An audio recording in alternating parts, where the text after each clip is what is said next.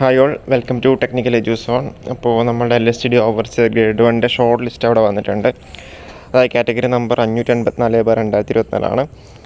അപ്പോൾ നമ്മുടെ exam conduct ചെയ്തേക്കുന്നത് ജൂൺ മാസം 27-ാം തീയതി, കഴിഞ്ഞ ജൂൺ 27-നാണ്. അപ്പോൾ ജൂലൈ, ഓഗസ്റ്റ്, സെപ്റ്റംബർ മൂന്നാമത്തെ മാസം തന്നെ എന്ത് ചെയ്യുക, അവിടെ ഷോർട്ട് ലിസ്റ്റ് അവിടെ വന്നു. അപ്പം ഇതിൽ സ്കെയിൽ ഓഫ് പേ പറഞ്ഞേക്കുന്നത് 37,400 തൊട്ട് 79,000 വരെയാണ്. അപ്പോൾ ഇതിൽ എത്ര പേര് ഷോർട്ട് ലിസ്റ്റിൽ ഇൻക്ലൂഡ് ചെയ്തിട്ടുണ്ടെന്നതിലായിരുന്നു നമുക്ക് നോക്കാം. മെയിൻ ലിസ്റ്റിൽ എത്ര പേര്, അതുപോലെ എത്രയാണ് കട്ട് ഓഫ് എന്നുള്ളതൊക്കെ നമുക്ക് നോക്കാം. അപ്പോൾ ഇതിൽ പറയുകയാണെന്നുണ്ടെങ്കിൽ 616 വരെയാണ് അവർ മെയിൻ ലിസ്റ്റ് ഇൻക്ലൂഡ് ചെയ്തേക്കുന്നത്.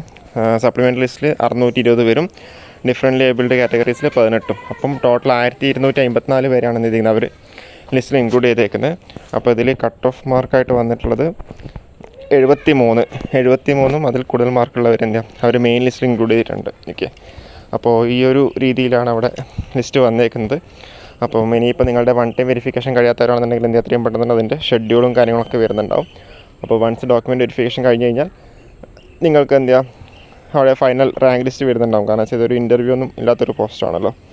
ഓക്കെ, അപ്പോൾ നിങ്ങളുടെ ഒറിജിനൽ ഡോക്യുമെൻറ്റ്സ് വെരിഫൈ ചെയ്ത് കഴിഞ്ഞാൽ സംഭവം അവിടെ ക്ലിയർ ആയിട്ടുണ്ടാവും. അപ്പോൾ ഇനി അടുത്ത റാങ്ക് ലിസ്റ്റ് ആയിരിക്കും വരുന്നുണ്ടാവുക. എനിവേ, ലിസ്റ്റിൽ ഉൾപ്പെട്ട എല്ലാവർക്കും കൺഗ്രാറ്റ്സ്. അപ്പോൾ ഓക്കെ, താങ്ക് യു.